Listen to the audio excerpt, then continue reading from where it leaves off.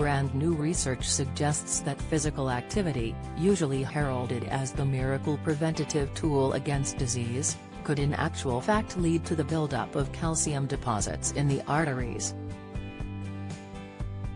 The British medical journal, BMJ, pointed out that calcification of the arteries is used to assess future cardiovascular disease risk.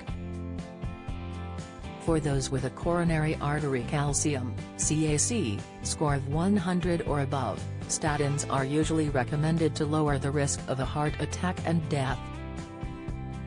Now research indicates that people who exercise frequently have high CAC scores. In a bid to explore this association further, healthy individuals underwent regular comprehensive health checkups between 2011 and 2017. At each health check, participants filled out questionnaires on medical and family history, lifestyle, and educational attainment. To add into the medical records, weight, blood pressure and blood fats were also assessed. High blood pressure diet, 50p vegetable you should eat to avoid hypertension symptoms. There were 3 categories for physical activity: inactive, moderately active, intensely physically active. Out of 22,741 men and 2,744 women, aged at least 30 years old, 47% were inactive, 38% were moderately active, 15% were intensely physically active. Those grouped in the intensely physically active group did enough activity to equate to running 6.5 kilometers daily. Scans documented the development and/or progression of coronary artery calcification over an average of 3 years.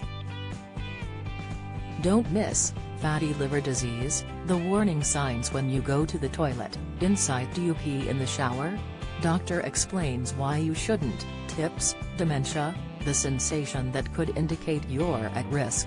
Insight: the findings demonstrated that higher physical activity was associated with faster progression of CAC scores. This was true for both of those who started with no calcium deposits and those who already had a CAC score at the beginning of the experiment.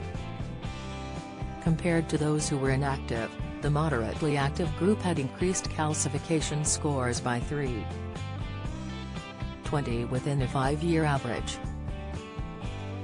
For those who were intensely physically active, the calcification score was 8.16 times more than that of the physically inactive group. The observational study does have some limitations, including the lack of an objective measure of physical activity.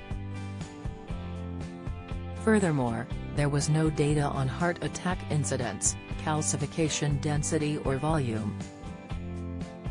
The researchers stated that physical activity may increase coronary atherosclerosis, artery narrowing, through mechanical stress and vessel wall injury.